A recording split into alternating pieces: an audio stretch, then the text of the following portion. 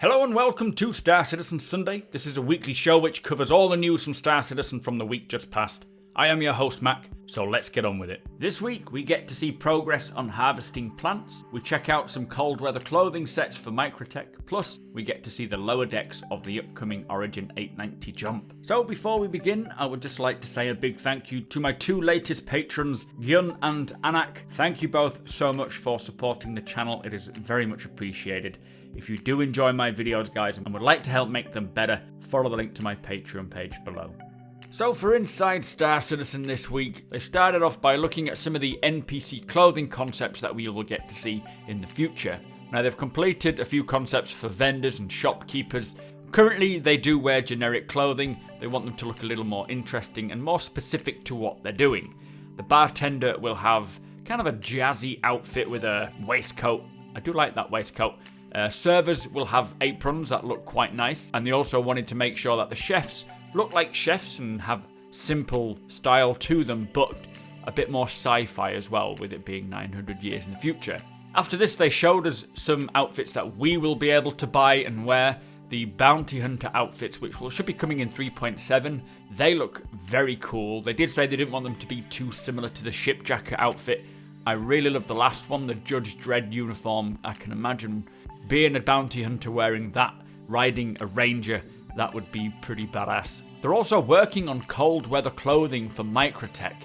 It's made by a company called Cold Blue Apparel, and it's thick winter clothing for you to wear while you're trudging through the snow. I really love this. It gets me very excited to have these sort of Dead Space style clothing armors and clothes and just stuff that we will wear while we're out and about on Microtech. Obviously, when the player status system comes in and your temperature actually means something, having to wear these items is going to be important.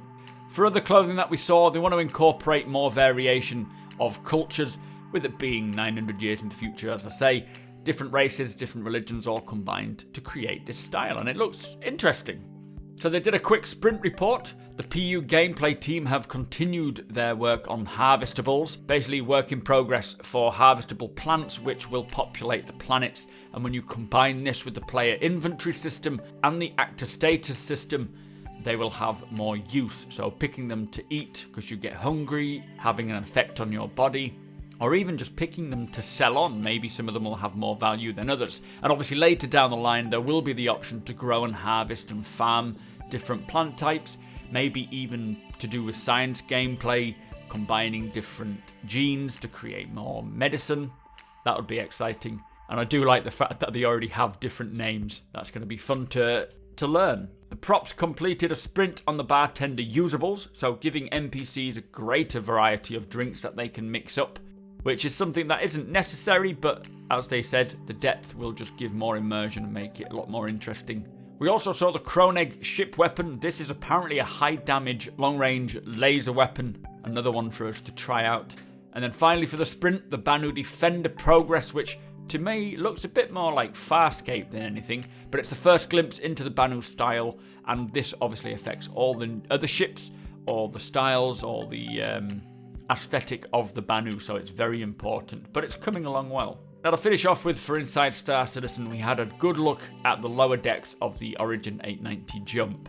They're just putting the finishing touches in now. We started in the cargo room, which has a really big cargo lift, lots of open space, and this area also holds some of the bespoke components like the jump drive, and then you've got engine rooms either side as well. Upstairs is the crew kitchen, where the crew can eat and prepare food for themselves. There's also a crew rec room with a pool table and arcade machines for them to chill out on. And just outside are a lot of EVA rooms, as the hangar is on the other side of this airlock. The hangar may be vented, so you need to be in an EVA suit to be safe. The hangar itself holds a couple of small ships. We've got two 85Xs in here, maybe one larger ship or even a ballista, as we've seen. It looks like the hangar can raise up to the roof there. Whether it can drop down, I don't think so. But then how would you get a ballista in there? So maybe. It's also got a nice cool basketball ring as well, which should be fun when they bring that in. The hangar has some more grav plates as well for extra cargo, which is useful. Plus there's the doors to the top and bottom turret.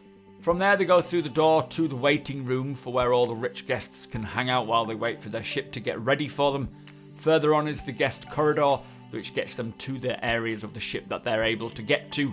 You've got a couple of elevators either side for ease of access, but should the power die, there is a ladder that you can take for manual access.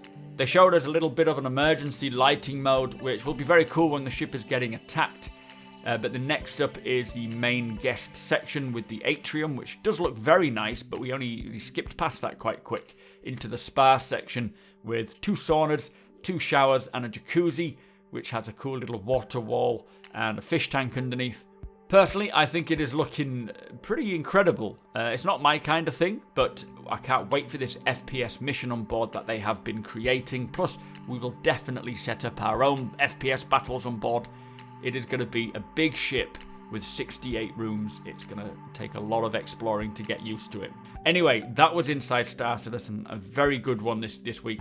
I'm actually most excited for the cold weather clothing and the bounty hunter clothing. I love the idea of doing missions in snow and blizzards and whatnot, but do let me know what you're excited for. Let's move on.